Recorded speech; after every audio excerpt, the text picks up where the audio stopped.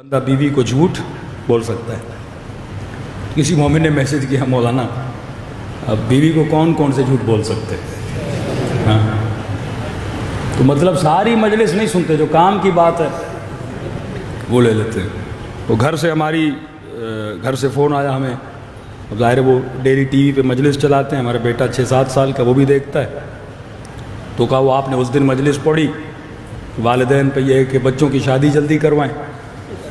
تو میں نے کہا آج کل کے بچے اتنے تیز ہو گئے کہ پوری مجلس چھوڑ کے وہ یہ پوچھ رہا ہے بابا نے کہا شادی جلدی کرواؤ، تو آپ ہماری شادی کب جلدی کروا رہے ہیں؟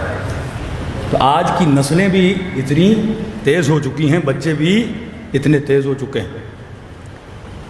یہ نبی خدا کی حدیث ہے کہ چند جگہوں پہ جھوٹ بولنا جائز ہے، جان بچانے کے لیے، کسی کی جان بچانے کے لیے، دو مومنوں میں صلح کرانے کے لیے. جیسے غیبت حرام ہے، اشد من الزنا ہے، لیکن چند جگہوں پہ غیبت جائز ہے. کیسے؟ مثلاً ایک آدمی بزنس کرنا چاہتا ہے، وہ آپ سے آ کے پوچھتا ہے مولانا کے ساتھ بزنس کر رہا ہوں، مولانا کیسے آدمی ہے؟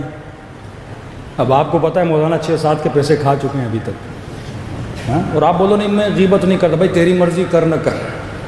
کہتے نہیں، یہاں پہ غیبت کرنا جائز ہے. ایک آدمی کو نقصان سے بچا رہے ہو.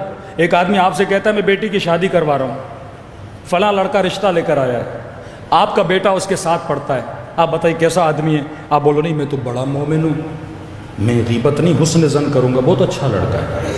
تو کل اس کی شادی ہو گئی، اس بیچارے کی زندگی بیٹی کی تباہ برباد ہو گئی.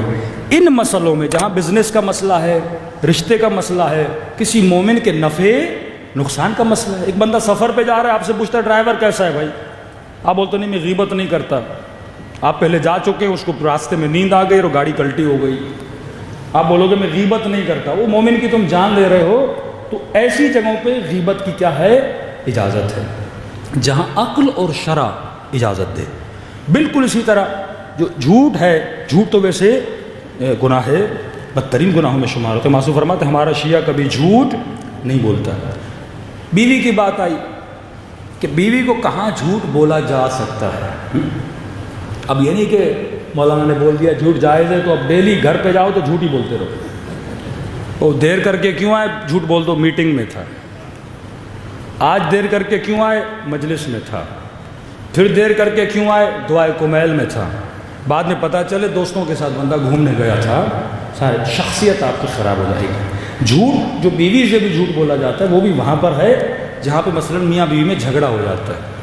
آپ کو پتہ ہے اس بات کے بتانے سے بہت ہنگامہ کھڑا ہو جائے گا. وہاں پہ آدمی کیا کر لیتا ہے؟ نیت اصلاح سے جھوٹ بول لیتا ہے. دوسری کہاں پہ جھوٹ بولا جا سکتا ہے؟ چھٹے امام جعفر صادق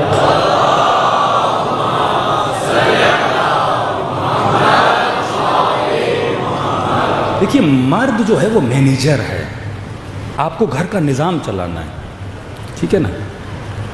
عورتوں کا جو اللہ نے وجود بنایا وہ حساس ہیں، ایموشنل بہت زیادہ ہیں. مثلا آپ کو یاد نہیں ہوگا جس دن شادی ہوئی تھی آپ نے کیا پہنا تھا، کس کو کیا دیا تھا، اس رات کیا بولا تھا، آپ کو یاد نہیں. مرد کا ذہن کلی ہوتا ہے، کلیات کو یاد ہے، جرنل چیزیں سے یاد ہوتی ہیں لیکن چھوٹی چھوٹی چیزیں سے یاد ہوتی ہیں. صلوات پڑھیں محمد و آل محمد.